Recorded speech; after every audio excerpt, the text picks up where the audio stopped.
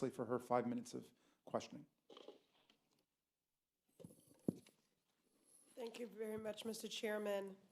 This hearing has been a long time coming, and there was some commentary from my colleague across the aisle saying that we have better things to work on and should not be wasting our time. I never want us to lose sight of the impact on real people's lives when we were talking about policy, and that is in fact why the American people sent us here, so we are not wasting our time. Gentlemen, it is disappointing that it took the threats of subpoenas to bring you before our committee today. In a moment, I'll turn more to your actions, but first, I want to center the families that have been impacted by this egregious policy shift. Families like my constituents, the Sanchez family, and Serena Ibanez and her mom, Conchita. I told them when I met them that I would fight for their children as if they were my own, and I intend to honor that. 16-year-old Jonathan bravely came before this committee and shared his story. He spoke of how cystic fibrosis has ravaged his body, and in fact, the tragic death of his younger sister in Honduras who suffered similarly. The reckless actions of your agency that have put his very ability to receive life-preserving medical care at risk are just unconscionable. For 83 days, Mr. Chairman, nearly 3 months now, we have been demanding answers out of this administration. Mr. Cuccinelli, you testified that you understand that we want more paperwork, but you simply don't have it. None of us here, we're in government, we don't want more paperwork. But what we do want are real answers and justice for these families and a peace of mind, and they deserve that, and their children deserve that. And so for nearly 3 months, we've been demanding answers out of this administration for its horrendous and calloused efforts to deport our critically ill immigrant neighbors and their families. And while I am relieved that the policy has been reversed, these families and the American people deserve answers. They deserve the certainty that they will be able to remain in this country. So I'd like to thank the brave families like these and countless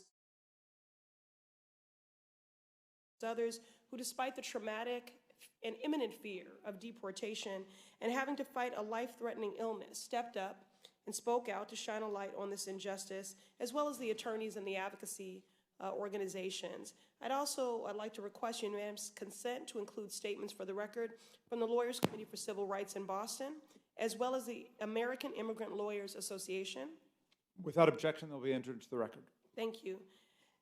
Now, gentlemen, your agencies have still failed to turn over a single document in response to our letter, and even in response to the subpoenas that our forever chairman, may he rest in power, Elijah Cummings, signed in his last official act before his transition. It's shameful but consistent.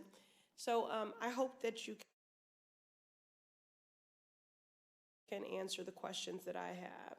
USCIS and ICE have continuously refused to identify who made the decision to end consideration of deferred action at USCIS. I can only assume it is because no one wants to put their name on such a disastrous, cruel, and un-American policy. And the government officials who made that decision ought to be held to account. Mr. Cuccinelli, I remind you that you are under oath before us today. Who made the decision that USCIS would stop accepting and processing deferred action requests on August 7th? That was my decision as the acting director. Okay, very good. And you stand behind that decision?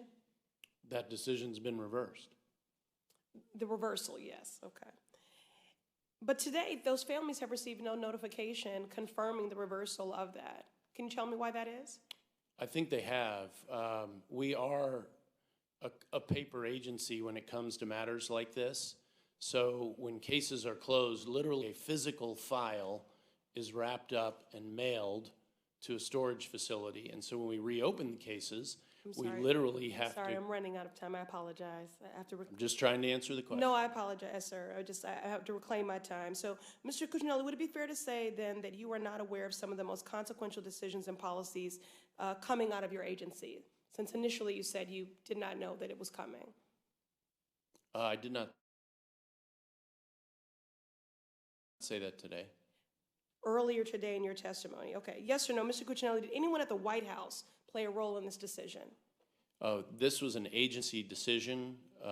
solely and other than discussion within the Department of Homeland Security. I'm sorry, did Stephen Miller play a role in this decision or not? So I'm not going to get into specific commentary back and forth, but I made this decision.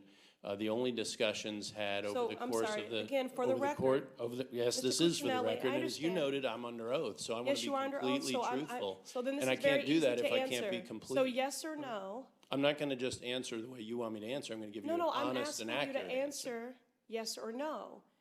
Was the president involved in this decision? We cannot, as you well know, talk about content of discussions with I'm sorry, but the you just White said House. that you made the decision. Yes. Okay, so was the president involved, yes or no? That should I be made simple. this decision Was Stephen Miller? alone. The gentlelady's time has expired. Thank you very much, and we will